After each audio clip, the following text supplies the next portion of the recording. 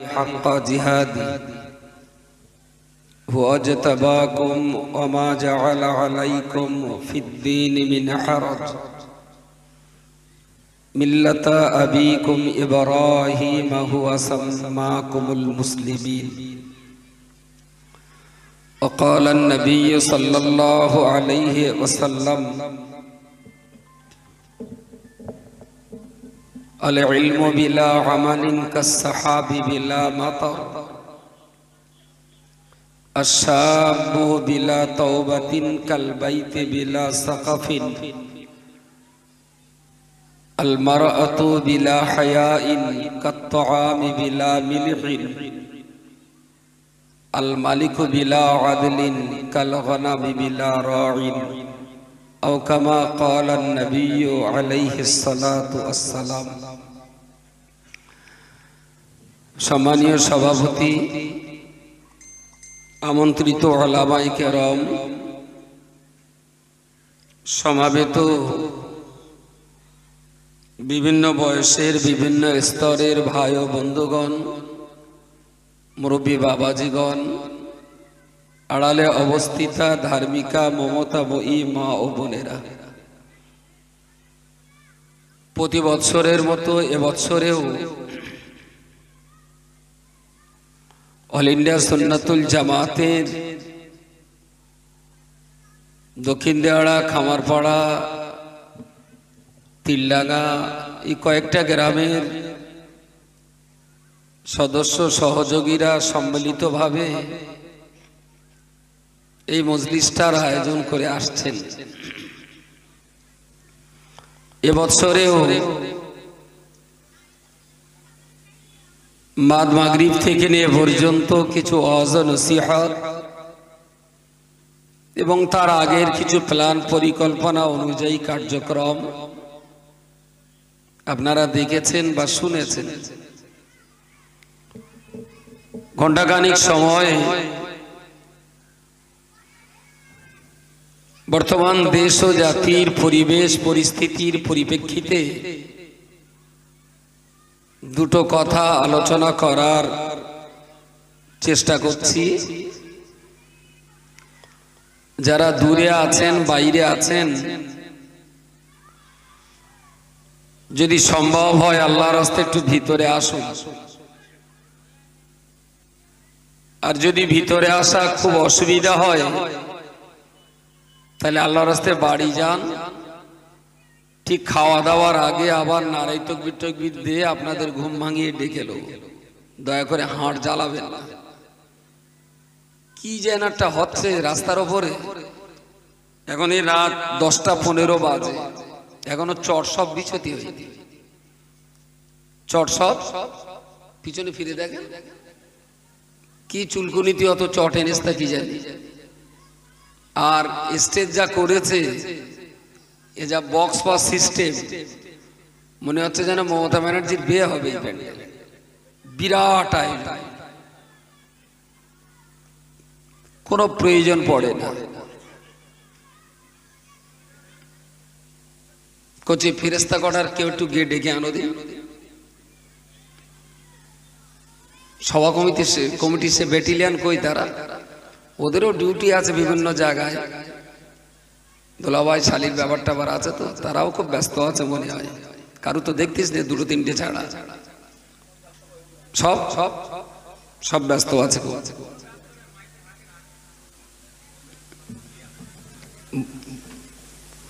আমি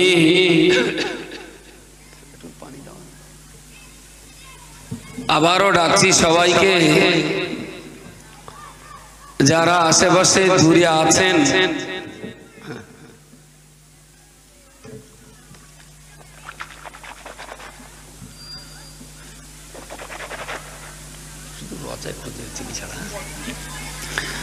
আমি যাদেরকে দেখতে পাচ্ছি মঞ্চের সামনে বা দূরে দোকানে বা আড়ালে যারা আছেন, সেই যখন জেগে আছেন, ঘুরে ফিরে বেড়াচ্ছেন, আল্লাহর রাস্তায় মজলিসে আসুন। আপনি না আসলে যে ওয়াজ হবে না, আপনার এতটা দাম বাড়িনি যে আপনি না আসলে আমি ওয়াজ করতে পারবো না। 5টা লোক থাকলেও যা বলবো, 50টা থাকলেও তাই বলবো। তবে কি সেই যখন আমার দোকান পাতি হবে, খরিদ্দার যদি 50টা হয়, মাল কিছু বেশি সেল হবে, এই আর কি। ও 5টা দোকানদার, 5টা খরিদ্দার থাকলে তার জন্য 1.5 ঘন্টা দোকান চালাবো, তাতে আল্লাহ যা ভাগ্যে রেখেছে। যারা আছেন আপনাদেরও চোখ মুখ দেখে খানিকটা রোহিঙ্গা রোহিঙ্গা ভাব মনে হচ্ছে তেড়িয়ে দেশে বিকেলের দিকে নদী টদি ঝেপকে এসেছে, বিরাট একটা দুশ্চিন্তা, মনমতি খুব খারাপ। হয়তো কারোর বউ হয়ে গেছে, মেয়ে পাচ্ছে না, নদী সাঁতার দেখে জলের স্রোতের টানে ভেসে গেছে, এইরকম একটা যেন বিরাট একটা কঠিন মুসিবত পার করে এসছেন। তা আপনাদেরও মন মেজাজ যে ভালো আছে, আমার তা মনে হচ্ছে না। একটু যে কজন আছেন মাঝে মাঝে যে জায়গাগুলো ফাঁকা, ওখানে কি কোনো কোচি কি মুতি টুটে দিয়েছে ওইসব ফাঁকা জায়গায়, হয়তো ওখানে হিসু রয়েছে সেই জন্য কেউ বসে না। বড্ড বাজে দেখাচ্ছে মসজিদটা, বড্ড বাজে দেখাচ্ছে। যদি খুব কষ্ট না হয় তাহলে একদম পিছনে যারা রয়েছেন, একদম পিছনে যে ভাইগুলো আছে, তোমরা একটু উঠে, সবার নড়তে হবে না, ওরা একটু উঠে আসুক, পিছনের গুলো ফাঁকা জায়গাগুলো তোমরা একটু বসো ভাই। হ্যাঁ না, একবার এক জায়গায় বসলে বিপদ খুব, যদি একটা বোম মারে সব শেষ। ছড়িয়ে সিটি পাতি এর একটা সুবিধা আছে, একদিক মরলেও আর একদিক জানতো থাকে, এক জায়গায় মারলে সব শেষ। মোটামুটি খানিকটা হয়েছে।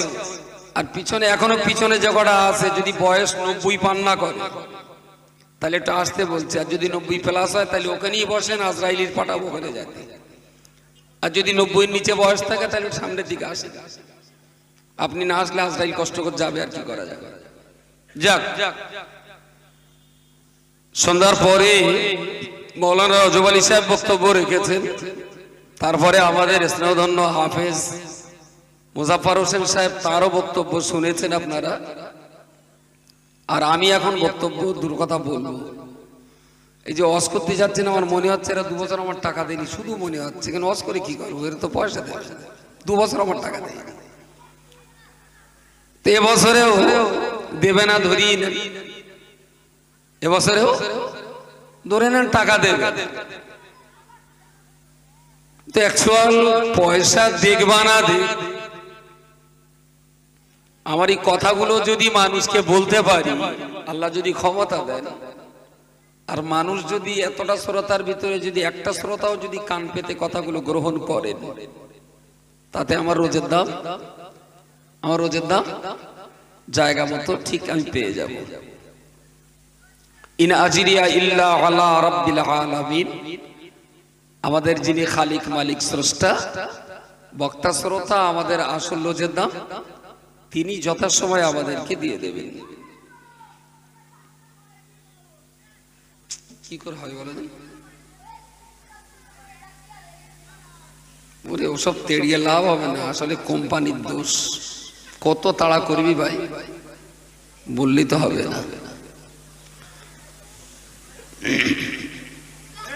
আমি বারবার বলছি, আমার মজলিসটাকে একটু চালাতে দেন, একদম কোনো চিৎকার চেঁচামেচি কথাবার্তা না হোক, খুব নিরবিলি থাকুন, আমার বলতেও ভালো লাগবে, আপনাদের শুনতেও ভালো লাগবে। ইতিপূর্বে যে সমস্ত ওয়াজ ও নসিহত এখানে আলোচনা হয়েছে সবগুলোই কাজের কথা। রজব আলী বা মুজাফফর তারা যা কথাবার্তা বলেন, আলহামদুলিল্লাহ তাদের কথায় আমাদের কিছু পাওয়ার আছে, সেগুলো রাখুন। আর আমি কোরআন শরীফ থেকে এবং হাদিস শরীফ থেকে যে কথা দুটো পড়েছি, এর উপরে আলোচনা আমি শুরু করছি। আল্লাহ রহমত নাজিল হোক, আল্লাহ যেন আমাকে বলার ক্ষমতা দেন। আর আমার শ্রোতা হিসেবে আপনারা যারা আছেন সবই আমার পরিচিত মানুষ, আল্লাহ যেন আমার বলার ক্ষমতা দেন, আর আপনাদের একটু বোঝারও ক্ষমতা আল্লাহ দেন। বলুন আল্লাহুম্মা আমিন। ছোট্ট একটা দোয়া, হযরতে নবী মুসা আলাইহিস সালামের উপরে যখন আল্লাহ রিসালাত দিয়েছিলেন, তো মুসা নবী এই দোয়াটাই পড়েছিলেন, রব্বি ইশরাহ লি সাদরি ওয়া ইয়াসসির লি আমরি ওয়াহলুল উকদাতাম মিন লিসানি ইফকাহু কওলি। রব্বি ইশরাহ লি সাদরি, হে আল্লাহ আপনি আমাকে নবুয়তের দায়িত্ব যেমন দিয়েছেন, তো আমার বুকের ভিতরে তবল নবুয়তের জ্ঞান রাখার জায়গাটাকে বড় করে দিন। বলুন সুবহানাল্লাহ। উম্মতের জ্ঞানের পাত্র যদি যতটা বড় হবে, নবীর জ্ঞানের পাত্র তার চাইতে অনেক বড় দরকার। তো প্রথমেই দোয়া করলেন রব্বি ইশরাহ লি সাদরি, হে আল্লাহ আমার বুকের ভিতরে জ্ঞান রাখার পাত্রটাকে আপনি বড় করুন। ওয়ায়াসসির লি আমরি, আর নবুয়তের দায়িত্ব এর একটা কঠিন দায়িত্ব, খুব শক্ত দায়িত্ব, কিন্তু কাজটা যত কঠিন আর যত শক্তই হোক না কেন, আল্লাহ আপনার কাছে ফরিয়াদ করছি, আপনি তো যা ইচ্ছা তাই করতে পারেন। তো নবুয়তের কঠিন আর শক্ত দায়িত্ব আল্লাহ আমি মুসা আমার জন্য আপনি সরল এবং সহজ করে দিন। বলুন সুবহানাল্লাহ। ওয়াহলুল উকদাতাম মিন লিসানি, হে আল্লাহ আমার জবান স্পষ্ট না, আমি সোজা কথা সোজা করে বলতে পারি না, আমি তোতলা, আমার কথা আটকে যায়। তো মানুষকে যখন ইসলামের দিকে ডাক দেব, আমার এই অস্পষ্ট জবান দিয়ে আমি মানুষকে ইসলামের দিকে ডাকলে আমার কথা তারা ধৈর্য ধরে শুনবে না। ওয়ায়াসসির লি আমরি ওয়াহলুল উকদাতাম মিন লিসানি, আল্লাহ 3 নম্বর দোয়া চাচ্ছি আপনার কাছে, আমি মুসা আমার জবানের আড়ষ্টতাকে দূর করে দিয়ে আপনি আমার জবানকে স্পষ্ট করে দিন। বলুন সকলে সুবহানাল্লাহ। কড়া দোয়া হয়েছে 3টে, উনি আরেকটা দোয়া করেছেন ওয়াহলুল উকদাতাম মিন লিসানি ইয়াফকাহু কওলি, আল্লাহ আমি আমার জন্য 3টে চেয়েছি। 1 নম্বর দোয়া আমার জন্য চেয়েছি বুকের ভিতরটা বড় করে দিন। 2 নম্বরে আমার জন্য চেয়েছি আল্লাহ নবুয়তের দায়িত্ব আমার জন্য সহজ করে দিন। 3 নম্বরটা আপনার কাছে চেয়েছি আল্লাহ আমার জবানের আড়ষ্টতা ভাব দূর করে দিয়ে জবানকে স্পষ্ট করে দিন। আল্লাহ এই 3টে আমার জন্য, আর আমি যাদের সামনে ইসলামটাকে তুলে ধরবো আল্লাহ তাদের জন্য আপনি একটা দোয়া অন্তত কবুল করুন। ইফকাহু কওলি, আল্লাহ আমি যাদের কাছে ইসলামের কথা বলবো আপনি একটু তাদের মনে রহমত আর বরকত দেবেন, তারা যেন আমার কথাগুলো বুঝতে সক্ষম হয়। আরো একবার বলুন সুবহানাল্লাহ। কারণ আমি যত সুন্দর বলি, যত ফাইন করে বলি না কেন, আল্লাহ শ্রোতার অন্তরে যদি আপনি বুঝ না দেন, আমি মুসা নবী হয়েও আমার চেষ্টা ব্যর্থ হয়ে যাবে, তারা আমার কথা শুনবেও না, বুঝবেও না। আল্লাহ আপনি ওদেরকে বোঝার ক্ষমতা দিন। দোয়াটা রব্বি ইশরাহ লি সাদরি ওয়ায়াসসির লি আমরি ওয়াহলুল উকদাতাম মিন লিসানি ইয়াফকাহু কওলি। আল্লাহ বক্তা শ্রোতা আমাদেরকেও বলার আর শোনার সুযোগ দিন। আল্লাহর রহমত নাজিল হোক। মুহাব্বতের সঙ্গে উচ্চ আওয়াজে একবার দুরূদ শরীফ আল্লাহুম্মা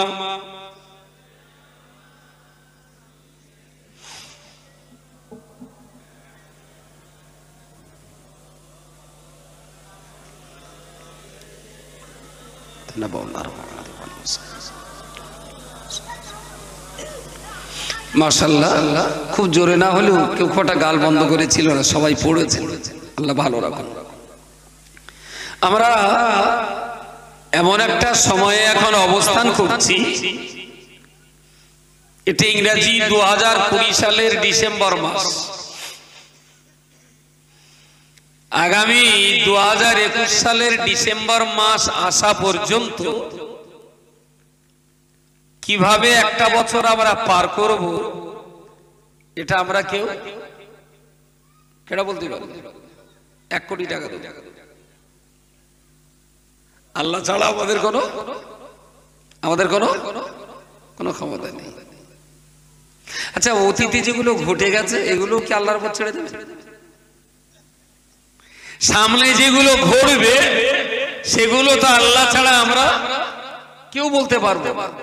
কিন্তু 2019-এর ডিসেম্বর থেকে 2020 ডিসেম্বর পর্যন্ত গত এক বছরে যেগুলো ঘটে গেছে এগুলো কি শুধু আল্লাহ জানেন, আমরা উত্তর জানি? আল্লাহ আল্লাহ জানে, আর আমরা ঘোড়ার ঘাস কাটি। ভবিষ্যতের জ্ঞান নাই আমাদের নেই, কিন্তু ইতিহাসের জ্ঞান, ইতিহাসের জ্ঞান, ইতিহাসের জ্ঞান। আসলে আমরা যারা শুধু শুধু আল্লাহর দোহাই দিয়ে ছেড়ে দিই,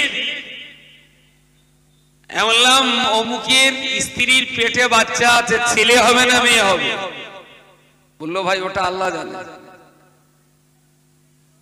আমি বললাম যদি পেটে যে কচিটা আছে ওই কচির বাপের যদি জিজ্ঞেস করি যে তুই কি রকম একটা চিন্তা ভাবনা নিয়ে চাষ করেছিস, পাঁটা না বকরি, সেও কি বলতে পারবে? পারবে না। আচ্ছা আমি বললাম যে আলু তো সব মাঠে চাষ করেছে, ঠিক আলু তোলার দিন বৃষ্টি হবে না হবে না? কেউ দায়িত্ব নিয়ে বলতে পারবে যে হবে হবে না? এটাও বলতে পারবে। এসব প্রশ্ন করলেই না শ্রোতা ঝটপট বলে দেবে আরে ওসব তো আল্লাহর কুওয়াত, ভবিষ্যতে কি হবে এ সম্পর্কে আমাদের আমাদের কোনো জ্ঞান নেই। ভবিষ্যতের জ্ঞান তো শুধুমাত্র আল্লাহই জানে। আমার আল্লাহ পাক রব্বুল আলামিন কোরআন শরীফে পরিষ্কার করে বলেছেন ইন্নাল্লাহা ইনদাহু ইলমুস সাআত ওয়া ইউনাজ্জিলুল গায়সা ওয়া ইয়ালামু মা ফিল আরহামি ওয়া ইয়ালামু মা ফিল আরহামি ওয়া মা তাদরি নাফসুম মাযা তাকসিবু গাদা ওয়া মা তাদরি নাফসুম বিআইয়ি আরদিন তামুত। আল্লাহর বান্দা মনে রাখো, আমরা আল্লাহ পাক রব্বুল আলামিন এমন বিশেষ পাঁচটা বিষয়, যে পাঁচটা বিষয় সম্পর্কে আল্লাহ পাক ছাড়া পৃথিবীর আর কাউকে আমার আল্লাহ পাক জানাবেন না। যে পাঁচটা ব্যাপারে আমার আল্লাহ ছাড়া পৃথিবীর কোন শক্তিকে এই পাঁচটা জ্ঞান আমার আল্লাহ প্রদান করেন নাই। মাইকালা কোথায় বলেন দিই, রজব আলী বা আমাদের মুসাফার কিছু বলিনি, মাইকে কিছু বলিনি, ওরা আমাদের কষ্ট হচ্ছে মাইকে কথা বলতে, কেন তো কি জানি। মাইক তো খুব সুন্দর শব্দ, মাইক তুমি মানা, তুমি মাইক চালাচ্ছ, তোমার সে গুরুদেব কোথায়? গুরু একটু ফোন করে ডাকো, আওয়াজটা একটু দেখতে বলো ভালো ভালো। পাঁচটা বিষয় আল্লাহ ছাড়া, আল্লাহ ছাড়া আর কেউ জানে না। আর এই পাঁচটা বিষয়ে জ্ঞান অর্জন করার ব্যাপারে পৃথিবীর মানুষ যদি জন্ম থেকে মরণ পর্যন্ত লেখাপড়া করে, এই পাঁচটা বিষয়ে জিন্দেগিতে তার জ্ঞান হবে না। আল্লাহ একদম মোহর বেরিয়ে দিয়েছে এই পাঁচটার ব্যাপারে কেউ যেন জীবনে কখনো বই পড়তে না যায়। কেন? আমি গ্যারান্টি দিয়ে বলছি 1000 বই পড়েও আপনার দ্বারাই হবে না। আচ্ছা যে কাজটা আপনার দ্বারাই হবে না, এই কাজটা বসিরা হুজুরের দ্বারাই হওয়ার আশা করা যায়? হওয়ার? হ্যাঁ বললেন না, না বললেন? এই দুটো দল হয়ে গেছে, টিএমসিসিবি হয়ে গেছে, কেউ হ্যাঁ বলছে কেউ না বলছে। আসলে যে কাজটা আমার দ্বারাই হয় না সে কাজটা বসিরা হুজুর করতে পারেন, তবে এই পাঁচটা ব্যাপারে আমিও যেমন অযোগ্য, বসিরা হুজুরও তেমন অযোগ্য। এই পাঁচটা বিষয়ের ব্যাপারে একটা মাতালের যতটা অসহায়, মসজিদের একটা ইমাম সাহেব তিনিও ততটা অসহায়। এই পাঁচটা ব্যাপারে तमाम দুনিয়ার মানুষ কেউ বলতে পারবে না যে এই পাঁচটা ব্যাপারে আমি নাক গলাতে পারি। রব্বুল আলামিন আল্লাহ কোরআনের ভিতরে বলে দিয়েছেন, হে পৃথিবীর মনুষ্য জাতি, আমি আল্লাহ তোমাদের জন্য বলছি ইন্নাল্লাহা ইনদাহু ইলমুস সাআত, কিয়ামত কবে হবে, কিয়ামত কবে হবে এ ব্যাপারে আমি আল্লাহ পাক রব্বুল আলামিন আমি ছাড়া দুনিয়ার আর কাউকে কখনো জানতে দিইনি। কিয়ামত কবে হবে পৃথিবীর কোনো মানুষ জানবে না। কিয়ামত কবে হবে দুনিয়ার কোনো আলেম কখনো জানবে না। কিয়ামত কবে হবে পৃথিবীর কোন কোনো বৈজ্ঞানিক বলতে পারবে না কিয়ামত কবে হবে, পৃথিবীর কোনো দার্শনিক তিনি বলতে পারবেন না কিয়ামত কবে হবে, দুনিয়ার কোন নবী রাসূল তারাও বলতে পারবেন না। আমি আল্লাহ পাক রব্বুল আলামিন এটা শুধুমাত্র আমি জানি, আমি আল্লাহ ছাড়া এ জ্ঞান আর কাউকে দেওয়া হয়নি। আল্লাহ পাক রব্বুল আলামিন এটা নিজস্ব জ্ঞান আল্লাহ নিজের জন্য রেখে দিয়েছেন, যে জ্ঞান কেবলমাত্র আমার আল্লাহ নিজে রেখে দিয়েছেন। तमाम দুনিয়ার কোন মানুষ, কোন জিন, কোন ফেরেশতা কিয়ামত সম্পর্কে কবে হবে তার সাল তারিখ পৃথিবীর কোন কেউ বলতে পারবে না। যে কাজটা আমি পারি না সে কাজটা বসে হুজুর করতে পারে, তবে এই পাঁচটা বাদ দিয়ে এই পাঁচটা ব্যাপারে আপনিও যা, দাদা হুজুর এই পাঁচটা জ্ঞানের ব্যাপারে আপনি যখন অসহায় পারবেন না, রাসূলুল্লাহ সাল্লাল্লাহু আলাইহি ওয়াসাল্লাম জগতের শ্রেষ্ঠ জ্ঞানী হওয়ার পরেও আল্লাহর নবীও এই ব্যাপারটাই বলতে পারেননি, হয়তো অনেকে শুনেছেন বা আমরা পড়েছি যে মুহররম মাসের 10 তারিখ সেদিন শুক্রবার হবে, সেই দিন কিয়ামত শুরু হবে, শুনেছেন না কখনো? লেকিন কত সালের মুহররম মাস এইটা? তার মানে রাসূলুল্লাহ মুহররম মাসে আপনার কিয়ামতের সাল তারিখ জানতেন না। এই জ্ঞানটা শুধু আল্লাহর, আর কেউ জানবে না। যদি সাল তারিখ আল্লাহ ছাড়া আর কেউ না জানেন, আর এখন যদি কেউ মনে করে ঠিক আছে ও মুফতি আব্দুল কাইয়ুম সাহেব তো 20 বছর পড়েছে, তো আমি ও লোকের চেয়েও বেশি বড়, কিয়ামতের সাল তারিখ বের করে তারপর আর কাজ, ও লোককে জিততে পারবে বলে মনে হয়? কখনো জিততে পারবে না। কেননা এই জ্ঞান যে আর কেউ যদি জানতো, এই জ্ঞানটা যদি আর কারোর থাকতো, দাদা হুজুর, বসিরাট হুজুর, খাজা সাহেব, বড় পীর সাহেবের কাছ থেকে না পেলেও অন্তত নবীর কাছ থেকে তো পেতাম, তাই না? কিন্তু নবীও তো দিয়ে যান। তাহলে এই জ্ঞানটার জন্য যে কিয়ামত কবে হবে তার সাল তারিখ জানার জন্য লেখাপড়া করার দরকার আছে বলে মনে হয়? সাল তারিখ জানার জন্য লেখাপড়া করিস নি ভাই, গো হারা হেরে যাবে, এটা কেউ পারবে না কোনো কালে। আমার আল্লাহ পাক রব্বুল আলামিন দ্বিতীয় নম্বরে, প্রথম নম্বরে বললেন ইন্নাল্লাহা ইনদাহু ইলমুস সাআ, কিয়ামতের সংবাদ, কিয়ামতের সাল তারিখ শুধুমাত্র আমার আল্লাহ পাকই জানবেন।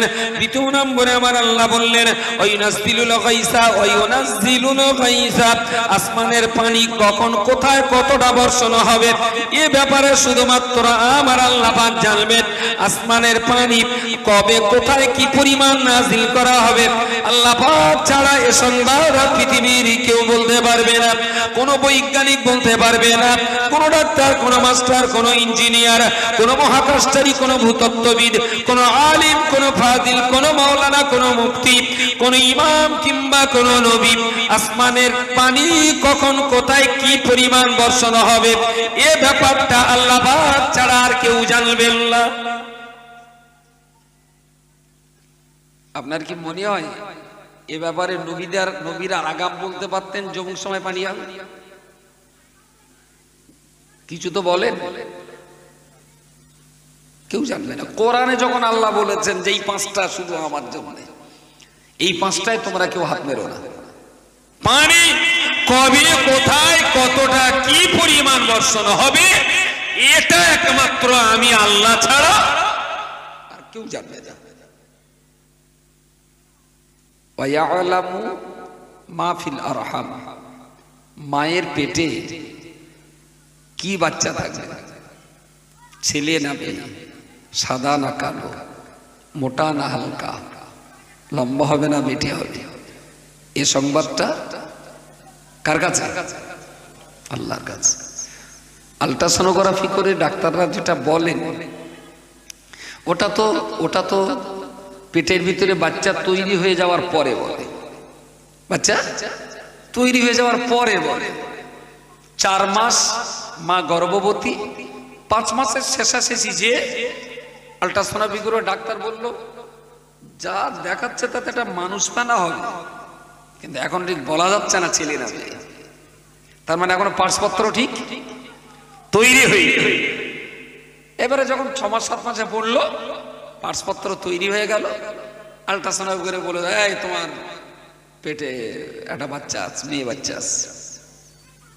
কিন্তু 4 মাস গর্ভবতী হওয়ার আগে 1 মাস 1.5 মাস 2 মাস যখন সবেমাত্র মায়ের পেটের ভিতর, ওটা একটা রক্তপিণ্ড, ওটা একটা রক্তপিণ্ড।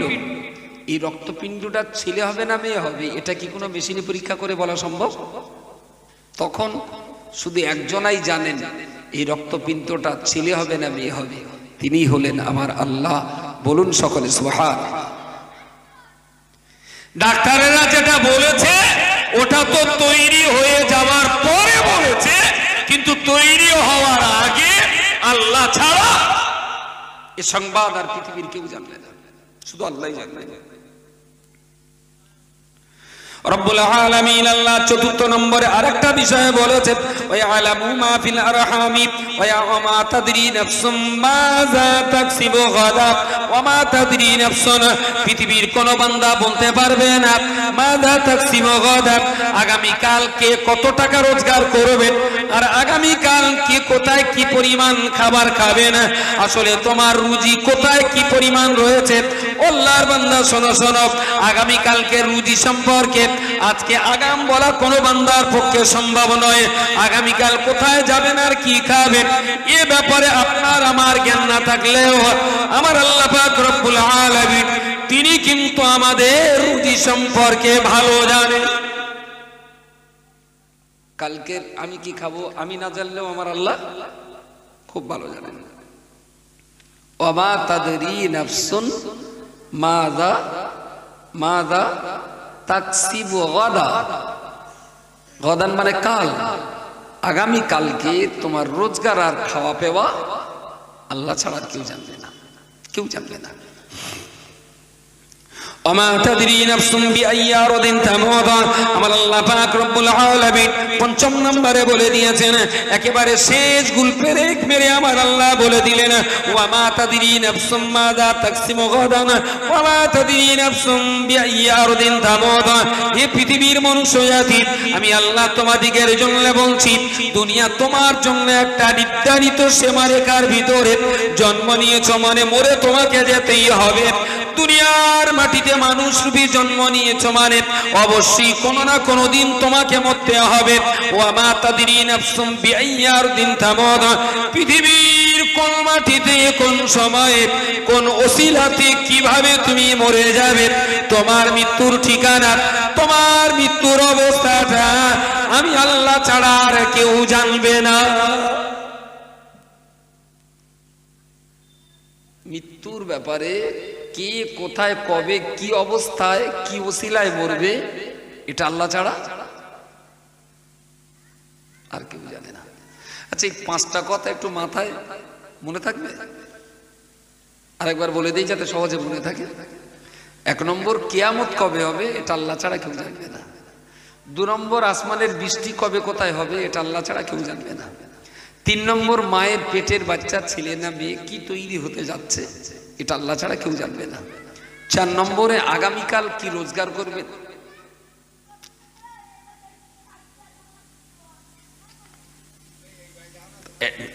শুধু ভাষা কটা শোনেন একটুখানি,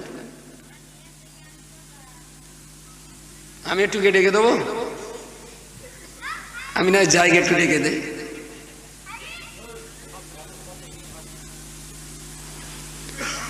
আচ্ছা, এই কচিগুলো যখন বিকালবেলা বাড়ি থেকে আসছিল, ওর মা যদি ওদের ধরে বলতো, শোনা আজকে না সভা, মৌলানা রজব আলী সাহেব আসবেন, হাফেজ মুজাফফর হোসেন আসবে, আমাদের বইকার আব্দুল মাতিন সাহেব আসবে, অগছি আমি 5টা টাকা দিচ্ছি, 2টো ছোলা ভাজা নিয়ে সবার মজলিসে বসবা, একদম সামনে বসবা, বসে টুকটাক করে খাবে, আর হুজুররা কি ওয়াজ করে এইগুলো শুনবে, খবরদার যেন দৌড়দৌড়ি করবে না, আর যদি ঘুম পায় চট করে বাড়িতে চলে আসবে, যেন হুটপাট করো না, কেউ যেন তোমার খারাপ না বলে।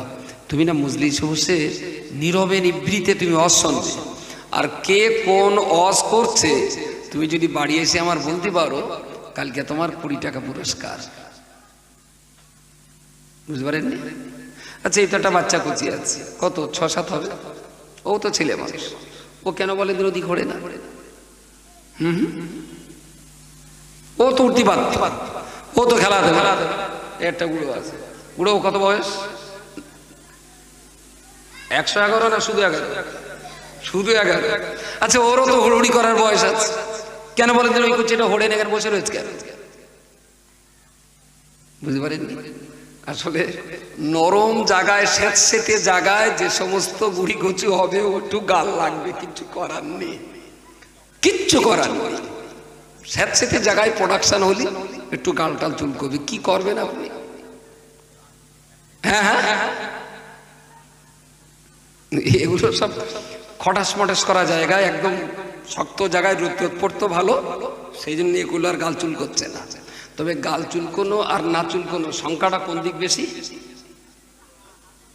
হ্যাঁ, গাল চুলকোনোর দিকে। তবে ওরা যে গাল চুল করছে, এর জন্য আমরা বলো কেউ সতী না,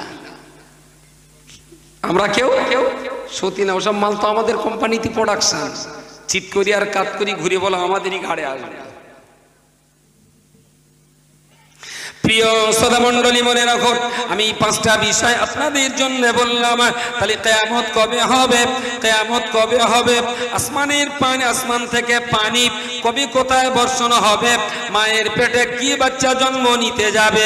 এবং সেই সঙ্গে সঙ্গে আগামীকাল কি খাদ্য আপনি ভক্ষণ করবেন, কি আপনি রোজগার করবেন।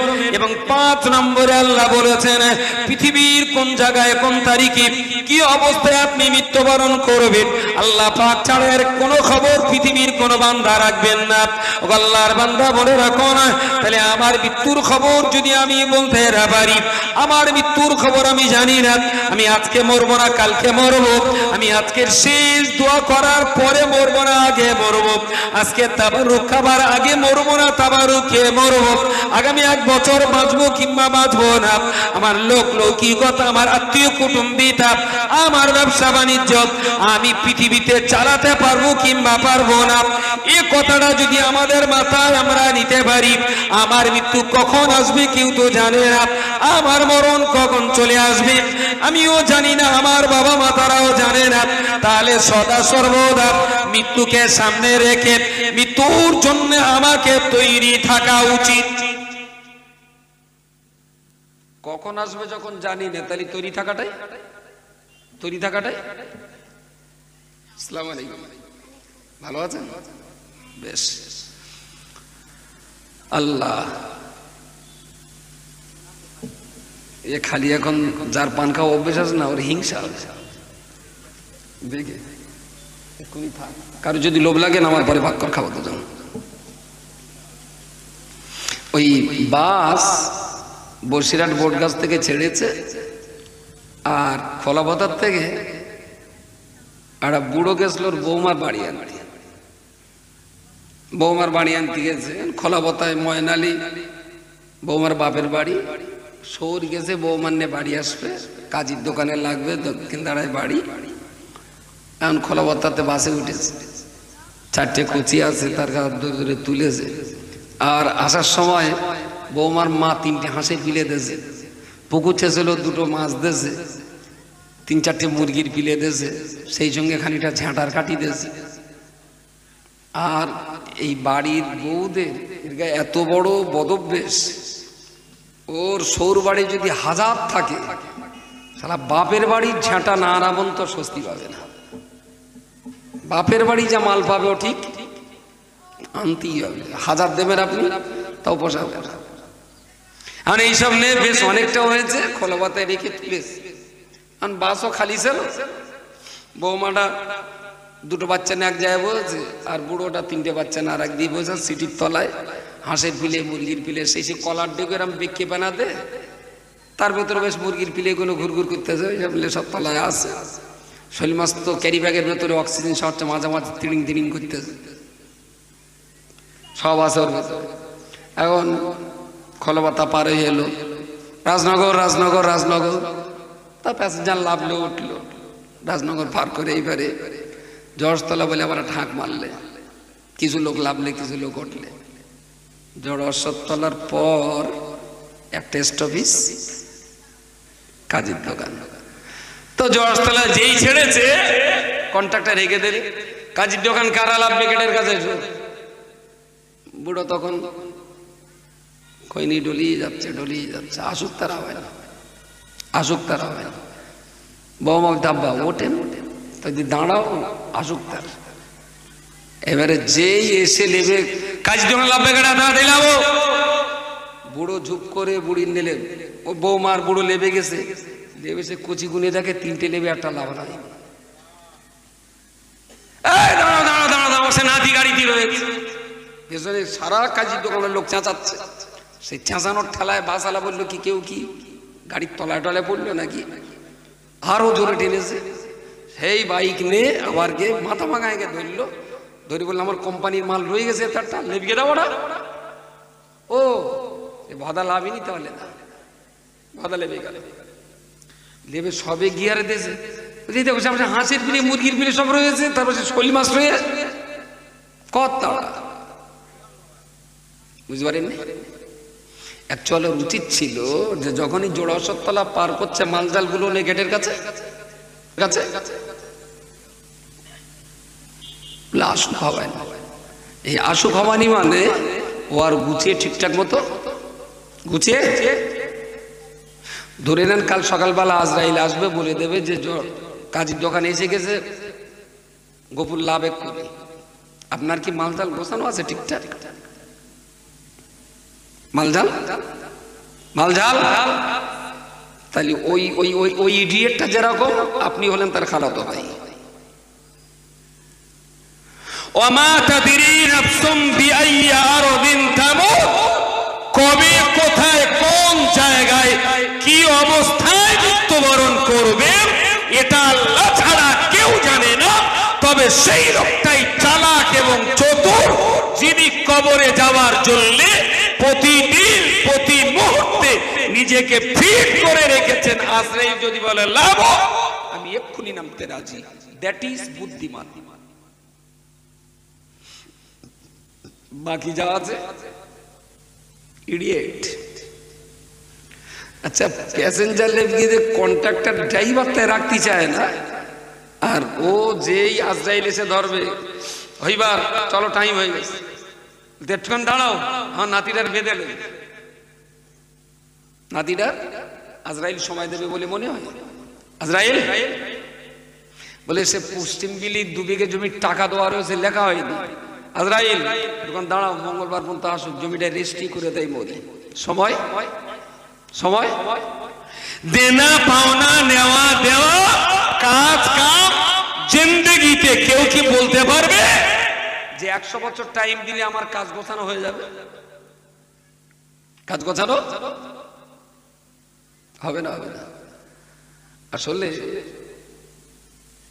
পৃথিবীতে কাজের তো কোনো রুটিন নেই, আর ও যে কেন এসে দুনিয়ায় সম্ভবত নিজেও জানে না। কিসে কি করে খাতাপত্র হয়তো উলটপালট হয়ে গেছে, কিন্তু কি জানি এসে পড়েছে। কিন্তু অ্যাকচুয়াল পৃথিবীতে আসার লক্ষ্য কি, উদ্দেশ্য কি, টার্গেটটা কি? টার্গেটটা কি? নবী মুহাম্মদ রাসূলুল্লাহ সাল্লাল্লাহু আলাইহি ওয়াসাল্লামকে জিজ্ঞেস করা হয়েছিল, লিমা বুইস্তা ইয়া রাসূলুল্লাহ, ও আল্লাহর নবী বলুন না কেন আপনি দুনিয়াতে এসেছেন, কেন দুনিয়ার জমিনে এসেছেন? মাইকলা ছেলেটাকে যদি জিজ্ঞেস করা হয় তোমার বাড়ি তো মাথা ভাঙায়, এখানে কেন এসেছো? ও বলবে আমি মাইক চালাই, মাইক অপারেটর, আমি ডেকোরেটরের লোক, এটা দেখাশোনা করার জন্য রয়েছি। রান্নিকে যদি জিজ্ঞেস করা হয় আপনার বাড়ি তো মলিয়াপুরে দক্ষিণ দাঁড়ায় কেন? ও বলবে আমি তো রান্নি, এরা রান্না করার জন্য আমাকে ভাড়া করে এনেছে। আল্লাহর বান্দা মনে রাখো না, আমাকে যদি জিজ্ঞেস করেন আপনার বাড়িতে বইকারায়, আপনি দক্ষিণ দাঁড়ায় কেন? আমি বলবো এরা আমায় বক্তৃতা করার জন্য ডেকেছে, তাই এখানে আমি এখন আগমন করেছি। আপনাকে যদি জিজ্ঞেস করি আপনার বাড়িতে সলা দানায়, আপনি কেন এখানে এখন রয়েছেন? আপনি বলবেন অশোনার জন্য এসেছি। তাহলে কেউ অশুনতে এসেছে, কেউ বা অস করতে এসেছেন, কেউ বা মাইক চালাতে এসেছেন, কেউ বা রান্না করতে এসেছেন। প্রত্যেক প্রত্যেকটা মানুষ তো কোনো না কোনো কাজের জন্য এখানে এসেছেন। নবী মুহাম্মদকে প্রশ্ন করা হয়েছিল, ইয়া রাসূলুল্লাহ, ইয়া হাবিবাল্লাহ, নূর আকারে আপনি তো উর্দু জগতে ছিলেন, লিমা বুইস্তা, কি কারণে, কি জন্য, কোন কাজের কারণে আপনাকে দুনিয়া জমিনে পাঠানো হয়েছে? নবী আমার জবাব দিয়ে বললেন, ইল্লামা আনা বুইস্তু মুআল্লিমান, হে আমার প্রিয় সাহাবীগণ, আমি নূর আকারে আসমানে ছিলাম तमाम দুনিয়ার মনুষ্য জাতিকে লেখাপড়া শিখিয়ে মানুষের মতো মানুষ তৈরি করার জন্য আল্লাহ পাক আমাকে মাস্টার করে দুনিয়াতে পাঠিয়ে দিয়েছে। একটু সবাই মিলে বলেন সুবহানাল্লাহ। ও বললো মাইক চালাতে এসছি, এ বললো রানতে এসছি, ও বললো ওয়াজ শুনতে এসছি, এ বললো ওয়াজ করতে এসছি। নবী বললেন আমি মাস্টারি করতে এসছি, আমি মাস্টারি করতে এসেছি। সারা পৃথিবীর মানুষ ওরা হলেন আমার ছাত্র, আর আমি নবী হলাম ওদের শিক্ষক। আমি ওদের শেখাবো। কি শেখাবো? না ওরা যাতে মানুষ হয়। আমার আর কোনো কাজ নেই, আমার এই কাজটাই হলো কাজ, ওদের মানুষ করতে হবে। প্রিয় শ্রোতা মণ্ডলী, মনে রাখুন, তাহলে একটা বারের জন্য আপনি আপনার বিবিকে জিজ্ঞেস করুন, নবী আদম আলাইহিস সালামকে আমার আল্লাহ যখন মাটি আর পানি দিয়ে তৈরি করলেন, আদম নবীকে তৈরি করার পরেতে আদম নবীর পৃষ্ঠদেশ থেকে আল্লাহ পাক রব্বুল আলামিন কিয়ামত পর্যন্ত যত মানুষ দুনিয়াতে আল্লাহ পাঠাবেন সমস্ত রূহগুলোকে আল্লাহ এক জায়গায় জমা করলেন। আপনার রূহ সেখানে ছিল, আমার রূহ সেখানে ছিল, तमाम দুনিয়ার রূহগুলো সবই তো একই জায়গায় ছিল। আমি যদি এখন আপনাকে জিজ্ঞেস করি, আপনার কাছে যদি জানতে চাই, আপনি তো রূহ অবস্থায়, আপনি তো রূহ হালাতে আল্লাহ পাকের আসমানের ভিতরে আপনি ছিলেন, আপনি ছিলেন তো রূহের জগতে, কি কারণে দুনিয়াতে আপনি এসেছেন? আপনি রূহের জগতে ছিলেন, কেন আপনি দুনিয়াতে এসেছেন? নবীকে বলা হলো আপনি নূরের জগতে ছিলেন, কেন দুনিয়াতে আপনি এসেছেন? নবী বললেন আমি মাস্টারি করার জন্য এসেছি। তাহলে উম্মতে মুহাম্মাদি আমি আপনি আমাদের যদি জিজ্ঞেস করা হয় আপনি তো রূহের জগতে ছিলেন, কেন দুনিয়াতে এসেছেন? নবী বলেছিলেন আমি মাস্টারি করার জন্য এসেছি। আমরা তো জবাব দিয়ে বলতে পারি আমরা রূহের জগতে ছিলাম, দুনিয়াতে এসেছি বিশ্ব নবীর ক্লাসের ছাত্র হওয়ার জন্য। নবী এসেছেন মাস্টারি করতে, আর আমরা এসেছি নবীর ছাত্র হতে। তিনি আমাদের গুরু, আমরা তানার শিষ্য, তিনি আমাদের নেতা, আমরা হলাম তানার অনুসরণকারী। তিনি আমাদের মডেল, আমরা হলাম আমরা তানার ফলোয়ার। তো তিনি মাস্টার আর আমরা ছাত্র। খুব দুঃখ হয় সমাজের এই কঠিন দুরবস্থা দেখে, কঠিন দুরবস্থা দেখে। আচ্ছা, আমার এই কথাগুলো কি একদম কোনো দাম নেই? আমি যে কথাগুলো বলছি এই কথাগুলো কি কোনো দাম নেই? আমার নয় দাম না থাকতে পারে, কিন্তু কথাগুলো তো আমার না। কথাগুলো কোরআনের কথা, হাদিসের কথা। যারা এখন রাস্তাঘাটে গল্প করছে আসলে এই নীলের পুকুর, এই হেদের পুকুরে একদিন মাছ ধরতে এলাম, ওই কোনায় বসে অনেক সময় হুইল ফেলেছে। ও মনে করে তাঙ্গা সেই জেলেটা বলতেস তো।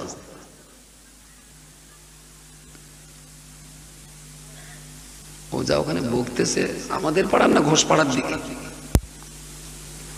কোনো খবর নেই। বলা কি যে হবে এদের তা কি জানি।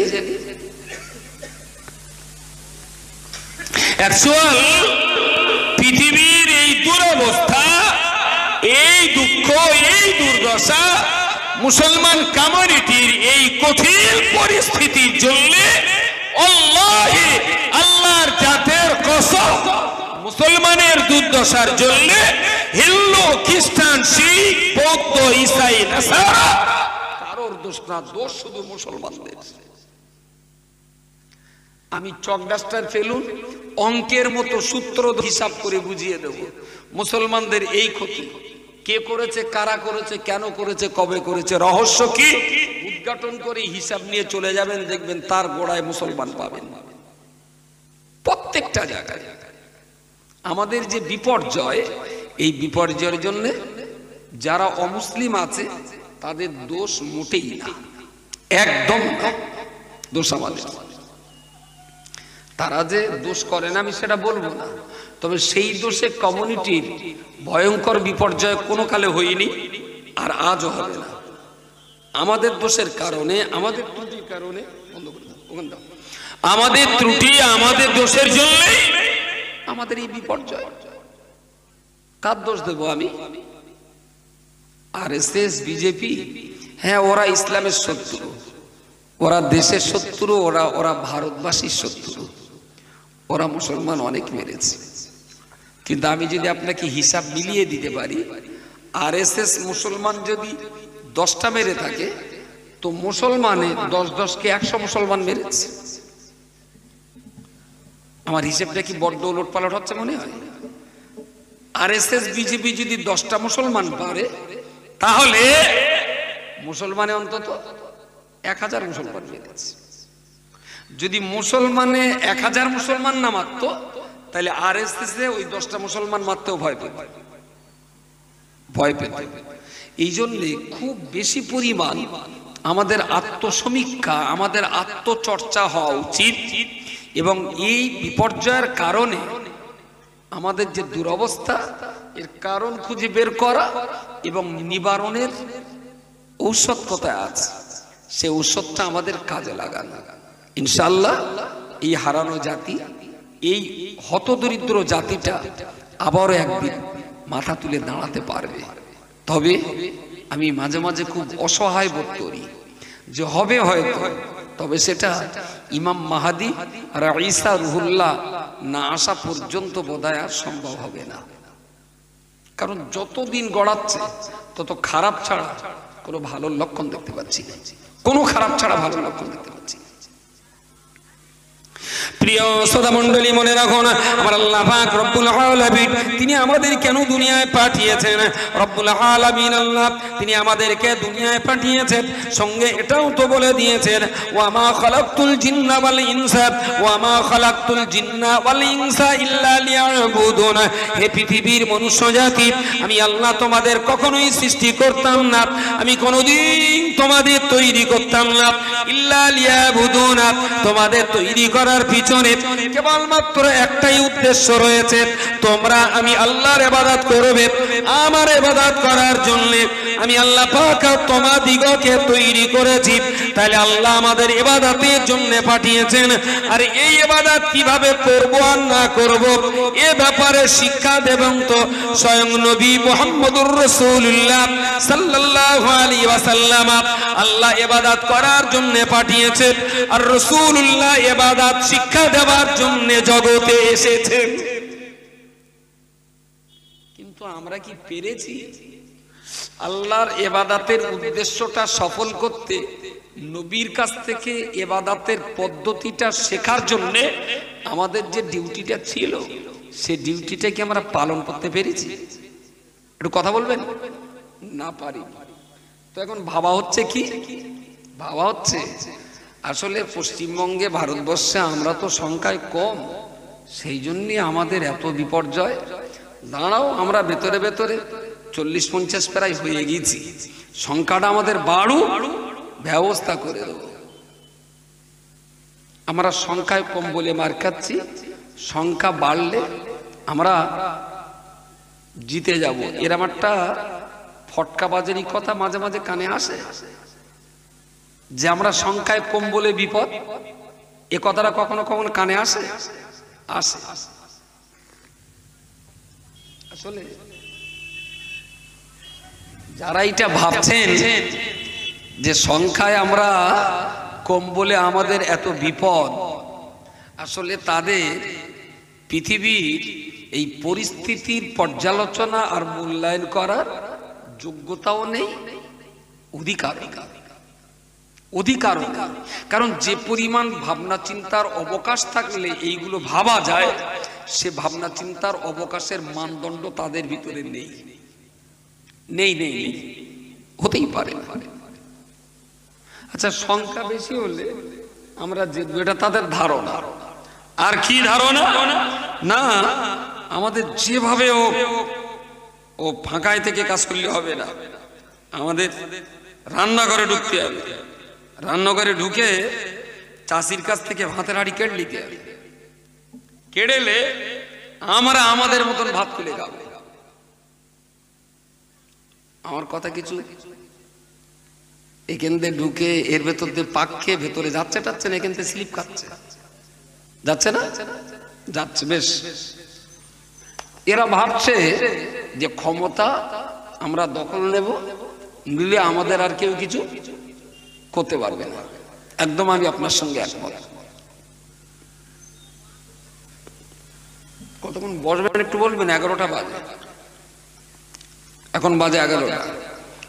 কমিটি বলবে ফজর বন্ধ, সব ছেড়ে দেন। আমার কাছে কমিটির নাম নেই, আমার কাছে দামি হলেন আপনারা। আপনারা রয়েছেন তাই দুটো কথা বলতে পারছি, আপনারা না থাকলে আমি কি চটার খুঁটি পাতা খরচ করবো?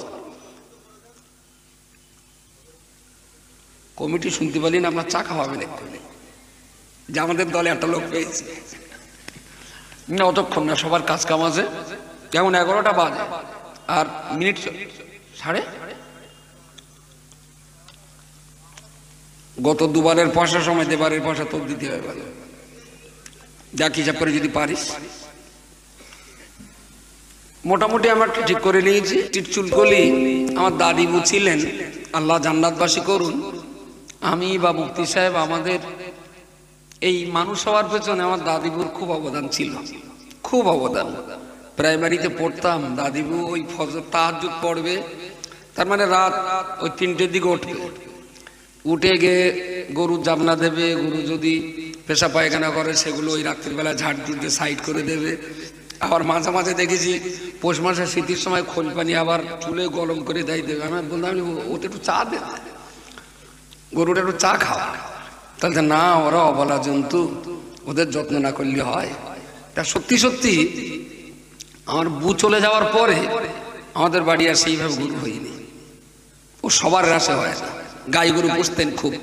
যাই হোক, এবার বউ ফজরের নামাজ পড়ে কোরআন শরীফ নিয়ে বসবে, আর এক হাতে কোরআন পাশে তো আর এক হাতে আমাদের এই লেপ ধরে টানবে।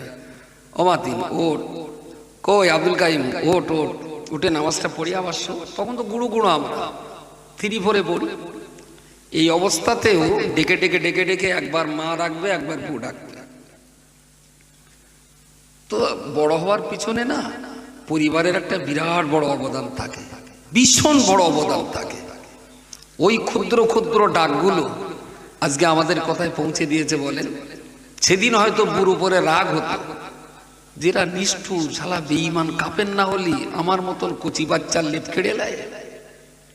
তখন মনে মনে হতো, এখন মনে হচ্ছে না, ওরা বেঈমান কাপেন না, ওরা লেপটা টেনে না নিলে আমরাই বেঈমান কাপের হয়ে যেতাম, তাই না?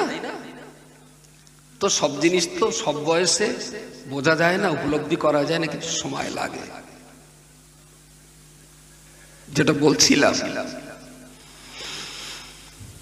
মানব সভ্যতার বিকাশ ঘটাবার পিছনে ইসলামের যে অবদান আমি খুব ক্লিয়ারলি বলছি।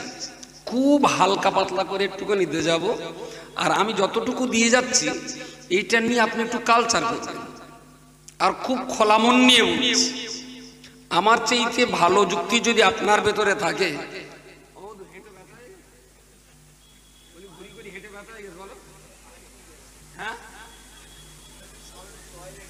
হ্যাঁ হ্যাঁ না, এখানে ছিল না তো সব পার্টি। এবার উঠে দেখে এখানে কপালে সোজা বস, একদম আল্লাহ খায় ভালো। জিবরাইল, ইসরাফিল আর মিকাইল 3 ফেরেশতা এসে মোটামুটি মজলিস কবুল হবে এবারে, আর টেনশন নেই। ইসলামে রাজনীতি না রাজনীতিতে ইসলাম? আমার একটু ঘুরিয়ে বলবেন। কলসির ভেতরে পানি থাকে না পানির ভেতরে কলসি থাকে? কলসির ভেতরে পানির ভেতরে কলসি থাকে না কখনো? পানির ভেতরে কলসি থাকে না কখনো? যখন কলসি হারিয়ে দেয়, কলসি যখন ডুবে যায়, তার মানে হারিয়ে গেছে। অ্যাকচুয়াল কলসির ব্যবহার হলো তাতে পানি রাখার জন্য। স্বাভাবিক নিয়ম হলো কলসির ভেতরে পানি রাখা। রাজনীতি এক কথায় যদি আমারে বলেন, তাহলে আমি চোখ বন্ধ করে বলবো যে রাজনীতি করার যোগ্যতা পৃথিবীতে মুসলমান ছাড়া আর কারোর যোগ্যতা থাকা উচিত না। মুসলিম ছাড়া আর কারোর রাজনীতি করা মানায় না। এখন আওয়াজ উঠছে এটাই যে ইসলামের রাজনীতি আছে, আমাদের রাজনীতি না করলে আমরা পিছিয়ে যাব। রাজভবন দখল নিতে হবে, অধিকার প্রতিষ্ঠিত করতে হবে। আমি একদম একমত। আমি আপনার এই চিন্তা চেতনা ভাবনার সাথে 100% একমত। তবে আপনাকে বলতে হবে ইসলামের ভিতরে রাজনীতি না রাজনীতির ভিতরে ইসলাম। আমার কথাটা কি বড্ড জড়িয়ে গেল নাকি? ইসলামের ভেতরে রাজনীতি না রাজনীতির ভেতরে ইসলাম? আমি বুঝতে পারছি একটু জড়িয়ে যাচ্ছে। কলসির ভেতরে পানি না পানির ভেতরে কলসি বলছিলেন। নীতি, আদর্শ, নৈতিকতা, সততা। আর একটু ফিরে আসুন ধর্ম। ধর্ম এখানে আসতে আমি দেরি করেছি 3 থেকে 4 মিনিট। আমি না বেকার ছিলাম না। আমাদের ওই মাটিয়া সাংবাড়ে মোখলেসার বলে একজন মাস্টার আছে, জানেন কেউ? খুব বয়স্ক মানুষ। যদি কখনো পারেন বুড়োটার কাছে একটু বসবেন। আমি এখানে 8:30টার ভিতরে ঢুকেছি। তোমরা কি মন হলো যে বুড়োটার সঙ্গে অনেকদিন বসা নেই, একটু যাই সময় দেই, একটা দাও তো। এখানে আসলে তোরা গেঁজ গিয়ে আমার মাথায় তো রক্ত তুলে দেবে হচ্ছে বলে বুড়ো মানুষটার কাছে বসি। অনেক সময় ছিলাম, অনেক সময়। ওই টুকটুক করে ধর্ম, দর্শন, আদর্শ, সততা, ইসলাম এই সমস্ত কথাবার্তা শুনছিলাম টুকটুক করে। লোকটা ভালো পাণ্ডিত্য রাখেন, ভালো পাণ্ডিত্য রাখেন। ধর্ম যা ধারণ করে পৃথিবীর মানুষ শান্তিতে জীবন যাপন করতে পারে তাহাই ধর্ম, তাহাই ধর্ম। আর যাহা ধারণ করিয়া অশান্তি অস্থিরতা বৃদ্ধি পাইয়া থাকে তাহাই অধর্ম। যেটা মানুষের কল্যাণকর, উপকারী, শান্তি দেয় সেটাই ধর্ম। আর যা মানুষের ক্ষতি করে, কাঁদায়, বিপদে বলে, বিপদে ফেলে, সেটাই হলো, জোরে বলেন, অধর্ম। এবারে শান্তি নিরাপত্তার যেটা দেয় সেটা যদি ধর্ম হয়, আর অশান্তি ঝগড়া মারামারি আর কাটাকাটি যেটা দেয় সেটা যদি অধর্ম হয়, তাহলে পৃথিবীর মাটিতে একটাই ধর্ম, তার নাম হলো ইসলাম। বলুন সকলে সুবহানাল্লাহ।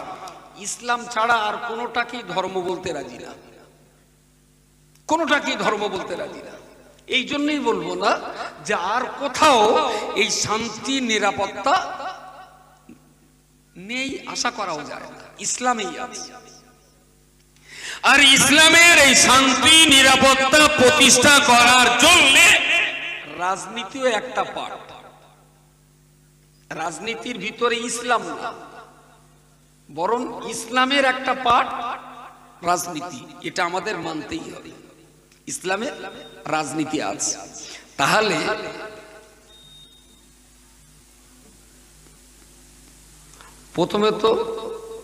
প্রথমে এটা ঘর, আর ঘরের ভিতরে প্রচুর মাল আছে। আলমারি আছে, টেবিল আছে, সোফা আছে, আপনার মিট কেস আছে, ফ্রিজ আছে, অনেক কিছু আছে। ঘরের ভেতরে ঢুকে তারপর তো এইগুলো, আগে তো ঘরে ঢোকা, তারপরে তো এইগুলো। যদি ইসলামী রাজনীতি করতেই হয় তাহলে রাজনীতি করার আগে তো ভালো মুসলমান হওয়া শর্ত। ভালো আগে তো মুসলমান হতে হবে, তারপর তো পলিটিক্স করতে হবে। আমাকে পশ্চিমবঙ্গে একটু ভালো মুসলমান দেখাবে, যে মুসলমানটাকে নিয়ে আমি ইসলামী পলিটিক্স করব। ভালো ইসলামী পলিটিক্স খুব ভালো, ইসলামী রাজনীতি খুব ভালো।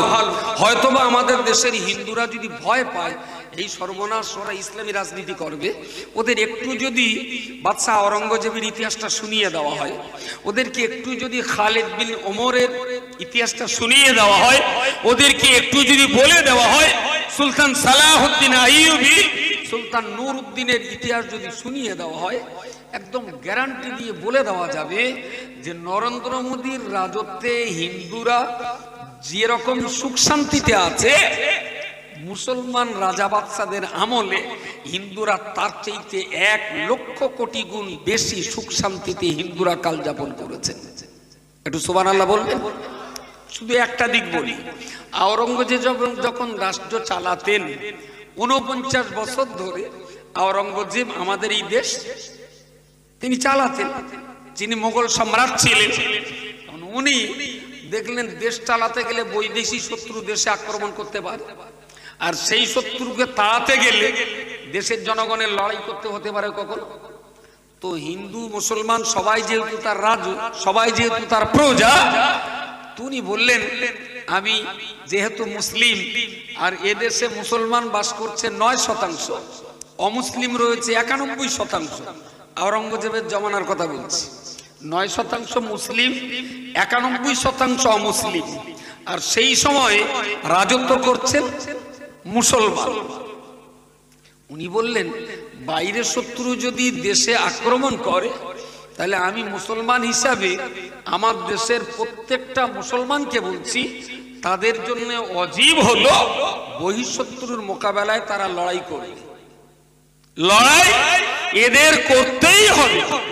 নাম্বার 2, হিন্দু আমার দেশে আপনারা যারা আছেন 91%, আপনাদের জন্য 2টো অপশন আছে, এক লড়াই করতে পারে আর এক যুদ্ধের খরচা দিতে পারে।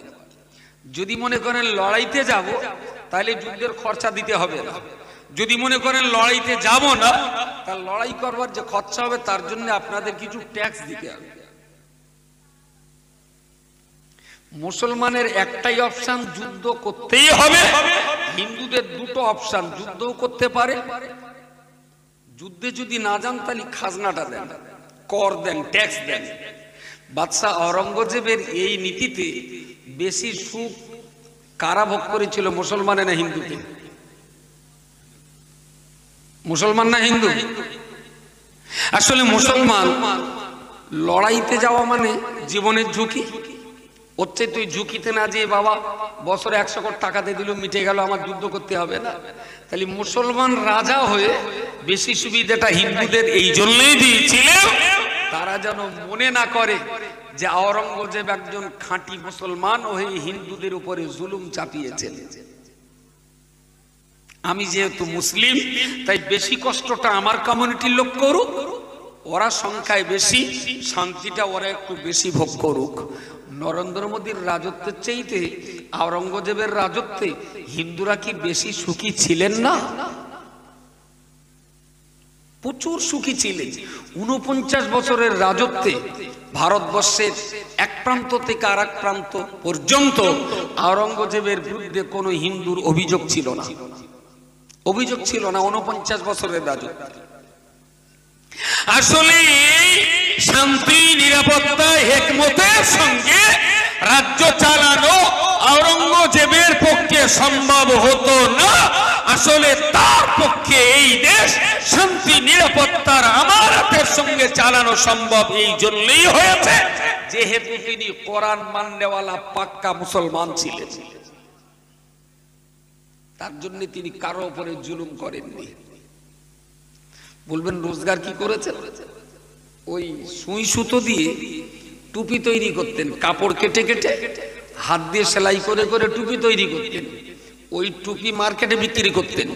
আর তখন তো পেরেসে ছাপা কোরআন ছিল না, কোরআন দেখে দেখে লিখতে হতো। তো একটা কোরআন দেখে আর একটা কোরআন লিখলে এই কোরআনটা মার্কেটে বিক্রি হতো। টুপি বিক্রি করা আর হাতে লেখা কোরআন বিক্রি করা পয়সা দিয়ে বাদশাহ আওরঙ্গজেব নিজের সংসার চালাতেন। 49 বছর রাজত্ব চালিয়েছেন। রাজকোষ থেকে বাদশাহ আওরঙ্গজেব কোনদিনের জন্য 10টা টাকা,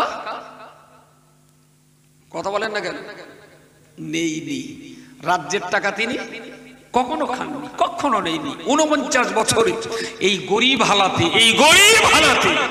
তিনি সংসার চালিয়েছেন।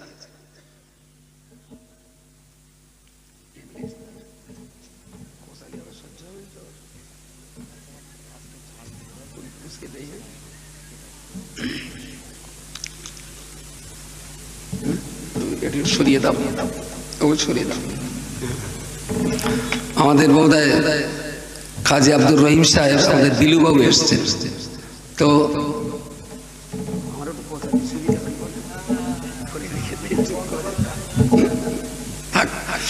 তো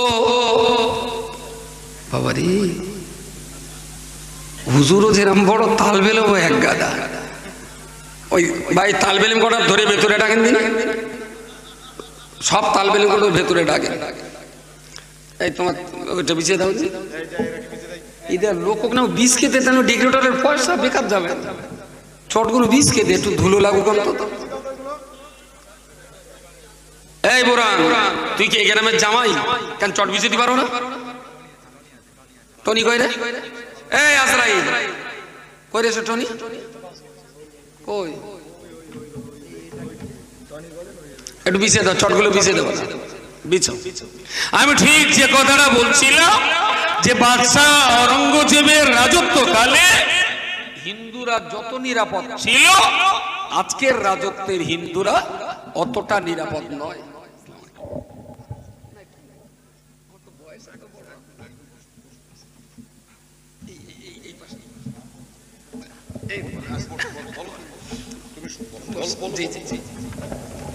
আজকের রাজত্বে একদম হাতে কলমে অঙ্কের মতো বলে দেওয়া যাবে, নরেন্দ্র মোদীর রাজত্বে হিন্দুরা মোটেই নিরাপদ না। শুধুমাত্র ধর্মের এক উত্তপ্ত পর্দা হিন্দুদের চোখে লাগিয়ে দিয়ে, হিন্দুদের চোখে ধর্মের পর্দা লাগিয়ে দিয়ে চুটি এসে রাজনীতি করে যাবে। একটু বসলি ভালো, বাড়ি কেতা থাকে তাকানে বিচকে দিয়ে সব ভিআইপি বস চটে বসে সবাই নেই উপরে আসে। যারা তুমি যাদের চেনো একটু ধরে উপরে তুলে দাও, সবাই একটু উপরে আসো। আর অনেক চেয়ার আছে, সবাই একটু আমি ডাকছি ভাই দাঁড়াবেন, একটু বসেন বসেন। যেখানে অধিক সুন্দর চটা বসার জায়গা আছে, বসেন। যাক যাক, যেটা আমি বলছিলাম যে পানির ভিতরে কলসি থাকলে তাতে আমাদের লাভ হয় না, তবে কলসির ভিতরে পানি থাকলে সেই পানিতে আমাদের অনেক লাভ হয়। যে রাজনীতিটা ইসলামের ভিতরে আছে সে রাজনীতি আমাদের পথ দেখায়, আমাদের কল্যাণ করে, আমাদের উপকার করে। বাট রাজনীতির কাছ থেকে আমার ইসলামের কিছু নেওয়ার নেই, বরং ইসলামের কাছ থেকে রাজনীতির অনেক কিছু নেওয়ার আছে। ইসলাম রাজনীতির কাছ থেকে শেখেনি, বলুন রাজনীতিকে ইসলাম জন্ম দিয়েছে। সম্ভবত এটা এখনো মুসলমানদের বোঝার অভাব রয়ে গেছে। ঠিক এই জায়গায় দাঁড়িয়ে ইসলামের যে সততা, যে নিষ্ঠা, যে আদর্শ, যে ন্যায় বিচার ইসলাম প্রতিষ্ঠা করেছে, সেই ন্যায় বিচার দিয়ে যদি কোরআনের রাজনীতি যদি এদেশে প্রতিষ্ঠিত হয়, আমি জ্বলন্ত আগুনে দাঁড়িয়ে বলতে পারি কোরআনের রাজনীতির রাজত্বে হিন্দুরা ততটাই নিরাপদ থাকবে আজ নরেন্দ্র মোদীর রাজত্বে হিন্দুরা যতটা হুমকির মুখে আছে, প্রচন্ড হুমকির মুখে। অনেকে ভাবছে মুসলমানের কি হবে, মুসলমানের কি হবে, মুসলমানের ঘোড়ার ডিম হবে। আরে টোটাল ভারতবর্ষে আমরা আসি তো 14 জন। লকডাউনে 2 লক্ষ চাকরি চলে গেল, তার ভেতরে 1,97,000 হিন্দুর চাকরি। বিজয় মালিয়া, নীরব মলিয়েরা দেশের টাকা নিয়ে চলে গেল। এমনি তো মুসলমান ভিখারির জাত, ভিখারির জাত। যদি 100 টাকা বিদেশে পাচার হয় তাতে 14 টাকা মুসলমানের, 86 টাকা মাস কাদের গেল? কথা বলেন, কথা বলেন। বলে এনআরসি করে সব তাড়াবো, তো তাড়া, ঘোড়ার ডিম। বাংলাদেশ থেকে ইন্ডিয়ায় কড়া মুসলমান হয়েছে, ওই সোলাদানায় প্রেম করতে গিয়ে কড়া ছেলে মেয়ে বিয়ে করে ফেলে সই করা ইট ভাটায়, সে গুনে হয়তো 10টা 15টা পাওয়া যায়। আর যদি বাংলাদেশের হিন্দু তাড়াতে হয় বনগা লোকালটাই বন্ধ হয়ে যাবে, বনগা লোকাল পুরো বন্ধ হয়ে যাবে, প্যাসেঞ্জার খুঁজে পাবে না। কার কার বাঁশ দেবে? এখনো জ্ঞান খুলিনি। আসামের 18 লক্ষ বাঙালি এনআরসি রিপোর্ট থেকে এখনো আমাদের দেশের গয়লাগুলো সাবাল্য হলো না। এখনো দিন দিন কোন কার ক্ষতি হবে? যারা ভাবছে মুসলমানের ক্ষতি হবে, আমার ক্ষতি হবার কিচ্ছু নেই, আমার হারাবার কিচ্ছু নেই। হারাবে আসলে আলটিমেটলি মুসলমানের ক্ষতি না, আসলে ক্ষতি হচ্ছে আমার দেশটার, সর্বনাশ হচ্ছে আমার দেশটার। আমি গ্যারান্টি দিয়ে বলছি, এর রাজত্বের চেয়ে ইসলামের রাজত্বে হিন্দুরা অনেক নিরাপদ থাকবে। একটা দৃষ্টান্ত বলি, প্রিয় রাসূল সাল্লাল্লাহু আলাইহি ওয়াসাল্লাম যখন মদিনাকে কেন্দ্র করে পৌত্তলি, খ্রিস্টান, ইহুদি এই তিনটে জাতির মানুষকে এক জায়গায় ডেকে ঐতিহাসিক মদিনার সনদ রচনা করে সব ধর্মের মানুষকে নিয়ে তিনি একটা সুন্দর ইসলামী স্টেট প্রতিষ্ঠা করলেন। ইসলামী স্টেট প্রতিষ্ঠা করলেন, যে প্রতিষ্ঠানের কথা ছিল ধর্ম যার যার, কিন্তু দেশটা আমাদের সবার। দেশটা মদিনা রাজ্যটা আমাদের সবার, যে যার মতো ধর্ম পালন করো, কিন্তু মদিনার সুরক্ষায় তোমরা সবাই যত্নবান থাকবে। ঠিক সেই রাজত্বে চলাকালীন একজন মানুষ মুসলমান রাসূলুল্লাহর কাছে নালিশ নিয়ে এসেছেন। কি নালিশ? বলল, ইয়া রাসূলুল্লাহ, আমার দুই প্রতিবেশীর জমি, সে আমার প্রতিবেশী, জমির বর্ডারের কাছে একটা ভালো খাজুর গাছ আছে, প্রচুর ফল দেয়। আরবের খেজুর গাছগুলোতে এত পরিমাণ ফল হয়, 10টা-15টা খাজুর গাছ থাকলে সারা বছর একটা সংসার চলে যাবে, এত ফল আল্লাহ ওখানকার গাছে দেয়। এখন খাজুর গাছটা হুজুর আমার প্রতিবেশী বলছেন যে তার, আমি বলছি আমার, করে আমাদের দুজনের ভেতরে ঝগড়া হচ্ছে, হুজুর আপনি একটু বিচার করে দেবেন। তো রাসূলুল্লাহ স্বয়ং তিনি একটা মুসলিম স্টেটের, মুসলিম রাজ্যের একেবারেই সর্বময় কর্তা হওয়ার পরেও তিনি সরজমিনে সেই খাজুর গাছের মামলা মেটাবার জন্য তিনি সেখানে গেলেন। যে দেখলেন যিনি অভিযোগ দায়ের করেছেন তিনি একজন মুসলিম, আর যিনি যার বিরুদ্ধে অভিযোগ করছেন তিনি একজন ইহুদি। এখন রাসূলুল্লাহ জমিটার চারিদিক মাপজোক করে বললেন, এই শোনো, এই খাজুর গাছটা যিনি অভিযোগ করতে গিয়েছিলেন তিনি মুসলিম। বললেন, এই খাজুর গাছটা তোমার না, খাজুর গাছটা ইহুদির পাওয়া না, জমি তো তোমারও যতটা ওরও ততটা, দুই দিক দিয়ে মেপে দেখা গেছে গাছটা ওর দিকে পড়েছে। বেচারা মুসলমান মনটা একটু ছোট হয়ে গেল, যে আমি যে নবীর হাতে হাত দিয়ে কলমা পড়ে মুসলমান হলো, সেই নবী একটু আমার দিকে তাকালে না, খেজুর গাছ করে দিলে। ওর ঠিক বিচার পছন্দ হয়নি, ও বিচার নিয়ে গেল হযরত ওমরের কাছে। হযরত ওমরের কাছে যে বলেন, শোনো ওমর, আমি একটা খুব যন্ত্রণা নিয়ে তোমার কাছে এসেছি। কিসের যন্ত্রণা? পুরো ঘটনাটা বললো। তো নবী তালি বিচার করে দিয়েছেন? তো বললে, হ্যাঁ। খেজুর গাছ কার বলেছে? বললেন, নবী খেজুর গাছ ইহুদির পাওনা করে দিয়েছে। তো বলছে, আমার কাছে আসলে কেন? তো বলছে, তোমার ভিতরে মুসলমানদের প্রতি একটু দরদ বেশি, তুমি একটু মুসলমানদের বেশি দরদ করো, বেশি প্রেম ভালোবাসা তোমার ভিতরে আছে মুসলমানদের প্রতি, তাই আমি তোমার কাছে বিচার চাইছি, তুমি একটু বিচার করে দাও, গাছটা যেন আমার দিকে হয়। ওমর বললেন, ঠিক আছে। ওকে বারান্দায় বসিয়ে ঘরের দেওয়ালের গায়ে তলোয়ার ঝোলানো ছিল, ওর ভেতরে সবচেয়ে ধারি আর সবচেয়ে ভারী তলোয়ারটা খুলে খাপের ভেতর থেকে খুলে একটু কেঁদে নিলেন। আল্লাহ, এই লোকটা কি মুসলমান হয়? এই লোকটা মুসলমান হয় যে লোকটা পরের খেজুর গাছ দখল করার জন্য নবীর বিচারকে অমান্য করে আমার কাছে বিচার চাইতে এসেছে। এইরকম মুসলমান তো ইসলামের কাম্য নয়। এইরকম মুসলমান তো আমার নবীও কখনো চাননি। আল্লাহ, ঠিক করি আর ভুল করি, আমি এখন নিয়ত করছি ওর মাথাটা কেটেই দেব, কারণ নবীর বিচার যে মুসলমানের পছন্দ হয় না, সে মুসলমানের মুসলিম নিয়ে, ইসলাম নিয়ে বেঁচে থাকার অধিকারী নেই। আল্লাহ নবী সাহাবী ওমর রাদিয়াল্লাহু আনহু ওই ঘরে থেকে তলোয়ারটা নিয়ে আসলেন। বাইরে এসে লোকটার মাথা চুলটা যখন ধরলেন, লোকটা বুঝতে পেরেছে প্রচন্ড ভাবে কাকুতি মিনতি করে বললেন, ওমর তুমি কেন আমায় মার্ডার করবে, খুন করবে? ওমর বললেন, রাসূলুল্লাহ বিচার করেছেন, নবী বলে দিয়েছেন এই খেজুর গাছ ইহুদির পাওনা খেজুর গাছ, এই খেজুর গাছ তুমি বিচার কেন মানতে পারোনি? আমার কাছে তুমি বিচার চাইতে এসেছো। নবী জমির সীমানা ভাগ করে দিয়ে খেজুর গাছ ইহুদির দিকে করে দিয়েছেন। ওটা যখন তুমি মানতে পারোনি, তাহলে আমার উপরে দায়িত্ব পড়তে যায় তোমার ধর থেকে তোমার মাথাটা আলাদা করে দেওয়ার। বলি একটা কোপ দিলেন, কাঁদির মোচা কাটার মতন মাথাটা আলাদা হয়ে গেল। ওমর সেই রক্তমাখা হাত নিয়ে হুজুরের কাছে এসে হাজির। ইয়া রাসূলুল্লাহ, ঠিক করেছি কি অন্যায় করেছি জানি না, কিন্তু এই লোকটা কি করে মুসলমান হয় যে পরের সম্পদ নিজে নেওয়ার জন্য ইসলামের কাছে আশ্রয় চায়? আপনার বিচার সে মানেনি, আমার কাছে বিচার চাইতে গেছে, আমি তার মাথা কেটে দিয়েছি। হযরত ওমরকে নবী বলেছিলেন, আজকে থেকে তোমার উপাধি আমি দিলাম, তুমি হলে ফারুকে আজম, সত্য আর মিথ্যার চরম পার্থক্য নিরূপণকারী তুমি। বলুন সকলে সুবহানাল্লাহ। এর নাম হলো ইসলাম, আর এর নাম হলো ইসলামী শাসন ব্যবস্থা।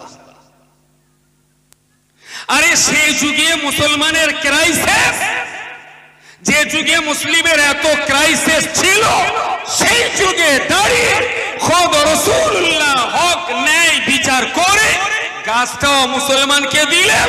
মুসলমানের পছন্দ হয়নি বলে ওমর এইরকম মুসলমানকে কতল করেছিলেন। আমি হাজারো দৃষ্টান্ত দিয়ে বলতে পারি, হাজারো দৃষ্টান্ত ইতিহাস রয়েছে যা প্রমাণ করবে যে ইসলামী একমাত্র ধর্ম যা পৃথিবীর মানুষকে শান্তি আর নিরাপত্তার আশ্বাস দিতে পারে, আদারওয়াইজ দেবে। আল্লাহর বান্দা মনে রাখো না, যে কথা বলতে বলতে এত দূর পর্যন্ত চলে এলাম। ইসলামে রাজনীতি আছে, ইসলামে অবশ্যই রাজনীতি আছে। আপনি ইচ্ছা করলে ইসলামী পলিটিক্স করতে পারেন, তবে আপনি যদি ইসলামী পলিটিক্স করতে পারেন, আজও বলছি আপনাকে মুসলমান শ্রদ্ধা করবে, হিন্দু শ্রদ্ধা করবে, খ্রিস্টান আপনাকে শ্রদ্ধা করবে, বৌদ্ধ আপনাকে শ্রদ্ধা করবে। কিন্তু বান্দা, আমার তো একটা কথা ভাবতে অবাক লাগে, আপনাকে যদি ইসলামী রাজনীতি করতে হয়, তাহলে পলিটিক্স করার আগে ইসলামের ঘরের ভিতরে প্রবেশ করে ইসলাম সম্পর্কে সম্পূর্ণ জ্ঞান তো হাসিল করতে হবে। ইসলামের আক্ষরিক অর্থে আপনাকে বুঝতে হবে, ইসলামের সমাজনীতি বুঝতে হবে, ইসলামের রাষ্ট্রনীতি বুঝতে হবে, ইসলামের পররাষ্ট্রনীতি বুঝতে হবে, ইসলামের খাদ্যনীতি বুঝতে হবে, ইসলামের কৃষি নীতি বুঝতে হবে, ইসলামের যুদ্ধনীতি বুঝতে হবে, ইসলামের শিক্ষানীতি বুঝতে হবে, ইসলামের চাষাবাদ বুঝতে হবে। এসব কিছু যখন মুসলমানরা বুঝতে পারবে যে মুসলমান ইসলামের পরিপূর্ণ কাণ্ডজ্ঞান হাসিল করতে পেরেছে, সেই মুসলমান তো ইসলামী রাজনীতির গুরুত্ব দেবে। ইসলামী রাজনীতি, আমি একটা ইসলামী রাজনীতি করে দক্ষিণ দাঁড়া একবার ভোটে দাঁড়াবো, আমি দক্ষিণ দাঁড়া লোক আমার বিরাট ভক্তি করে, আমাকে ভোটে দাঁড়াবো, আর আমি এখানে মাইক ধরে বলবো যে আপনারা যদি আমাকে ভোট দেন দক্ষিণ দাঁড়ায় শান্তি প্রতিষ্ঠা করার জন্য, দক্ষিণ দাঁড়ায় আর কোনোদিন মদের বোতল ঢুকবে না। আপনারা যদি আমাকে ভোট দেন জুয়াখোর দক্ষিণ দাঁড়ায় থাকবে না, আমি পুলিশ দিয়ে জুয়া তুলে শেষ করে দেব।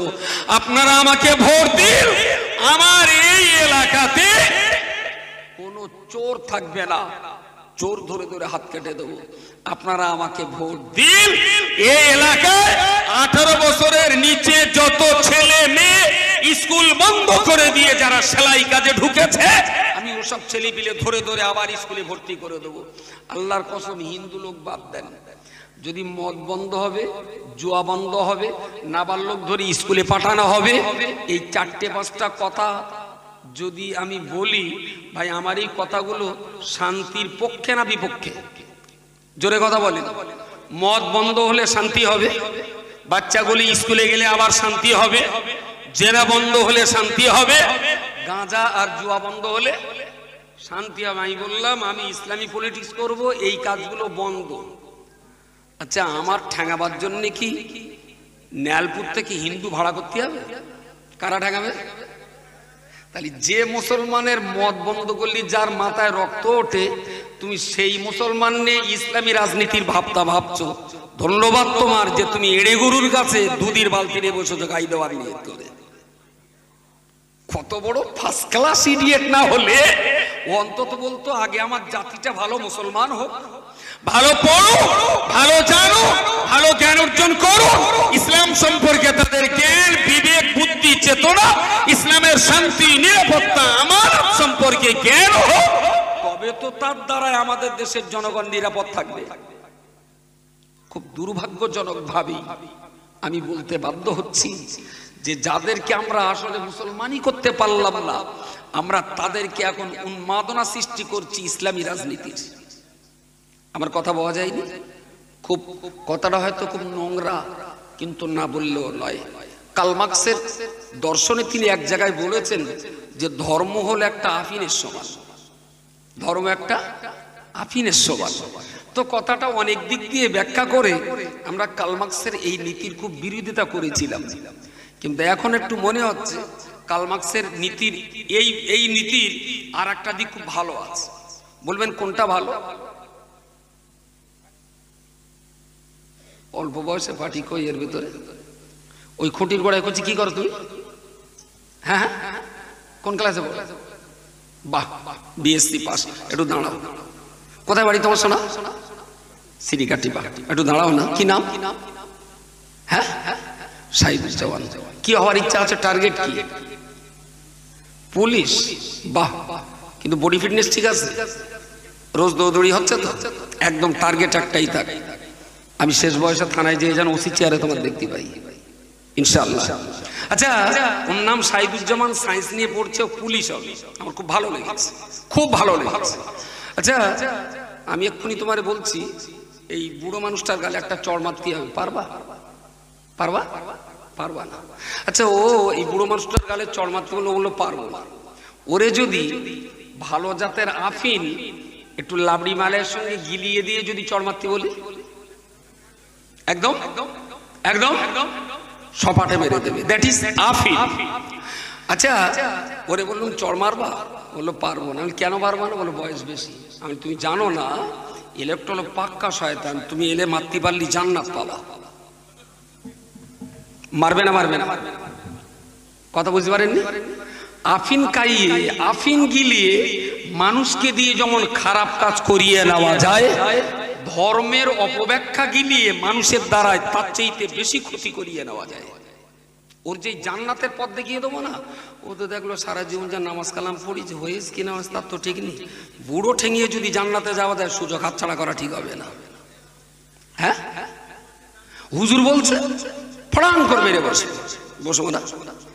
এই হলো তো আমার মনে হয়েছে কার্ল মার্কস ধর্মকে যে আফিন বলেছিলেন, কোন দৃষ্টিভঙ্গি নিয়ে তিনি বলেছিলেন আমি জানি না, তবে আমার মনে হয় জাতিকে বিপদগামী করার জন্য আফিন যতটা কাজে লাগানো হয়, অযোগ্য ধর্মীয় লিডারের দ্বারা ধর্মের অপব্যাখ্যা গিলিয়ে জাতিকে দিয়ে তার চাইতে বেশি ক্ষতি করা হয়। মুসলিম কমিউনিটি আজ বড় বিপন্ন এইরকম আফিন কর কিছু আলেম মাওলানার মৌলবীর জন্য কঠিন বিপদের সম্মুখীন, কঠিন বিপদের সম্মুখীন। আরে আরএসএস তো 1925 সাল থেকে আমাদের দেশের হিন্দু আর মুসলমান ভাগ করছে, হিন্দু মুসলমান ভাগ করছে। আমি এখন যদি বলি মুসলমান সব এক হও, খুব ভালো করে বুঝবেন আমার কথা, মুসলমান এক হও, তো ভারতবর্ষের মানচিত্রে মুসলমান এক মানে 14টা এক হয়ে গেল। কথা পাওয়া যায়নি? একদিকে যখন 14টা আর একদিকে তখন কটা হলো? 86টা। আরএসএস চেয়েছিল ওদেরকে ভাগ না করে দিতে পারলে ঠিক কোপানোর সুবিধা হবে না, কারণ ওরা হবে 14 আর আমরা হবো 86, গড়পড়তায় 1:5। একটা মুসলমান পারার জন্য 5টা করে লোক দায়িত্ব পাবে। 1925 সাল থেকে ওরা ভাগ করেছে হিন্দু আর মুসলমান। এখন যে সমস্ত মুসলমানরা ফের আবার বলছে সব মুসলমান এক হও, ওই বক্তব্যের বেটা ধরে নিচে চলে যাবেন, আপনি পেয়ে যাবেন এর পিছনে আরএসএস এর ষড়যন্ত্র। কারণ আরএসএস এখনো যে জায়গাটায় হিন্দু মুসলমান আলাদা করতে করতে পারেনি, সেই জায়গাগুলোতে আলাদা করার জন্য আরএসএস কিছু ধর্মের বেকার পোশাকধারী কিছু আলেম আর মৌলানাদের আরএসএস পুষেছে। যারা অন্তত মুসলমান কটা যদি এক করে নেয়, তাহলে হিন্দু এক করতে আর বাকি থাকবে? কি সুন্দর হচ্ছে, দুনিয়ার মুসলমান এক হও, ভেরি গুড। তুমি যদি মুসলমান সব এক হও, তাহলে আমাদের দেশের হিন্দুরা তো গাঁজা কর না, তারা তো তোমার আগে এক হয়ে যাবে। তারা মারতে সুবিধা হবে কার? এই সরল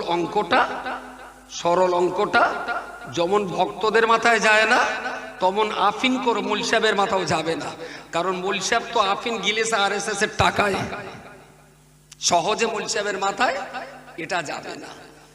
এবার সে আবার হাত পা ছুড়িয়ে বক্তৃতার ক্যাপাসিটি কি, কেন আম্বানির টাকা মারা হলো, কেন এটা করা হলো, কেন ওটা করা হলো। Very good. আম্বানির টাকা যে মেরেছে, ধানের বস্তার ধান যদি টুকচনায় খায়, তুই ওখানে একটু রেট ফোদে, টুকচনা কটা যাক খানে খারাপ, তাহলে আর বস্তা কাটবে না। তুই একটু রেট ফোদে, দুটো ওই ইঁদুর মারা খাঁচা দে, ইঁদুর সব খাঁচায় পড়ুক, পানি তুই ডুবকে দে খানে খারাপ। বলো না শালা ওই ইঁদুর ইচ্ছা তারা দুদিন পরে আসবে। আমি বলে কি দিয়ে ইঁদুর তাড়াবো?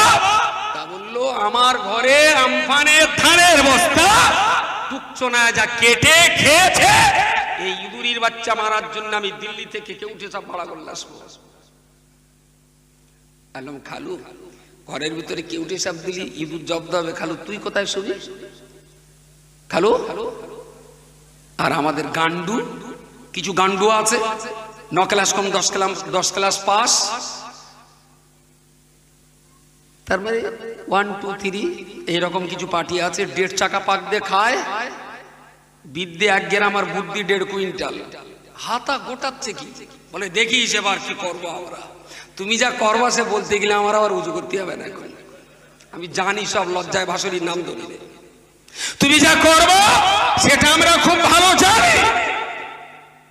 আমি কখনোই বলবো না যে চাওয়া পাওয়া দাবি দাবার কথা থাকবে না, তবে তার মানে এই নয় দুধ মহাজন আমাকে দুধ দেয়নি তাই বলে আমার বাড়িতে চুল্লুখোর ডেকে এনে বলবো অমুক আমারে দুধ দেয়নি তাই তোমারে ভাড়া করে এনেছি। এ তো দুধ দেয়নি আর সে তো তোমারে চুল্লু খাইয়ে শেষ করবে, এ হুঁশটুকু থাকা উচিত ছিল। আল্লাহ আমাদের সুমতি দিক, বোঝার তৌফিক দিক। তবে এই জাতিটার অবস্থা আমার দৃষ্টিতে মোটেই ভালো নেই। আর ভালো না থাকার পিছনে সবচেয়ে বড় কারণ হলো লেখাপড়া নেই। লেখাপড়া নেই। আজকে আমার সমাজে আমি দেখছি যে আইসিডিএস এ যখন যাচ্ছে 100 ছেলে 100 মেয়ে, প্রাইমারি 4 পাস করলো তখন দেখছি 100 মেয়ে 90টা ছেলে, 5 6 7 8 তখন দেখছি 100 ছেলে 100 মেয়ে 70টা ছেলে। মাধ্যমিক পরীক্ষার পরে দেখছি 100 মেয়ে মাধ্যমিক পাস করলো আর 50টা ছেলে মাধ্যমিক পাস করলো। এইচএস 100 মেয়ে পাস করলো, ছেলে পাস করলো মাত্র 40টা। উল্লেখযোগ্য হারে আমাদের ঘরের ছেলে বাচ্চারা আর স্কুলে পড়াশোনা করছে না। এই বাচ্চাগুলোকে ধরে ধরে ধরে ধরে আবার স্কুল মুখ করতে হবে। তারা লেখাপড়া করুক, তারা বিলক্ষণ পড়াশোনা করুক। নিঃসন্দেহে ওরা যদি পড়াশোনাটা ভালো করতে পারে, কারো দয়া দাক্ষিণ্যে নয়, নিজের যোগ্যতায় নিজের দক্ষতায় নিজের জায়গা সে করে দিতে পারবে। যারা ভাবছেন সংখ্যায় কম বলে আমরা মার খাচ্ছি, পুরো গাঁজাখুরি কথা। সংখ্যায় কমের জন্য কারণ মার খেতে হয় না। ইতিহাস সে কথা বলে না, দর্শন সে কথা বলে না, অ্যারিস্টটল সে কথা বলে না, মাইকেল হার্টস সে কথা বলে না। বলছে আসলে আমরা মার খাচ্ছি আদর্শের অভাবে। আদর্শের অভাবে মার খাচ্ছি। আপনাদের সবাইকে সততা নিষ্ঠার আদর্শের মানুষ হওয়ার জন্য আমি আহ্বান জানাচ্ছি। ভালো মানুষ তৈরি হন, ভালো মানুষ তৈরি হন, ভালো মুসলমান তৈরি হন, সততা নিষ্ঠা আদর্শের সাথে জীবন যাপন করুন। ইনশাআল্লাহ আপনি যদি ভালোভাবে চলতে পারেন, প্রতিবেশী হিন্দুরা আপনার চরণধুলিকে প্রণাম জানিয়ে কপালে তিলক টেনে দেবে আপনার পায়ের ধুলোবালিকে। আপনাকে ভালো হতে হবে, নিষ্ঠা আদর্শবান মুসলমান হতে হবে। ইমাম আল্লামা ইকবালের ভাষায় জগৎ সবক ফের পড় সদাকত কা আদালত কা সুজাওয়াত কা লিয়া जाएगा तुझसे कम দুনিয়া কি ইমামত কা। সেই দিন আবার আমাদের কাছে ফিরে আসুক, লেখাপড়া শিখে সুন্দর জায়গা তৈরি করে। এটা আমাদের দেশ, এটা আমাদের রাজ্য। আমরা হিন্দু মুসলমান শিখ ইসাই যেমন মিল ওই থেকে ঐতিহ্য তৈরি করেছি, তেমন এই মিলনের তীর্থভূমি ভারতবর্ষ। নানা ভাষার, নানা মত, নানা পরিধান, বিবিধের মাঝে দেখো মিলন মহান। সেই সুন্দর দেশটা সুন্দর থাকুক, ভালো থাকুক, এই শুভ কামনা করে সকলের দীর্ঘ জীবন আর শান্তির জীবন কামনা করে আমার ছোট্ট আলোচনা আমি এখানেই শেষ করছি। আমার অনেক গুরুজন গণ্যমান্য ব্যক্তির এখানে এসেছেন, বিশেষ করে ভাই এসেছেন। আমি তাদের কাছ থেকেও দু এক কথা শুনবো, দোয়া সবরাসানি হবে, আমার জন্য দোয়া করবেন। আসসালামু আলাইকুম ওয়া রাহমাতুল্লাহি ওয়া বারাকাতুহু।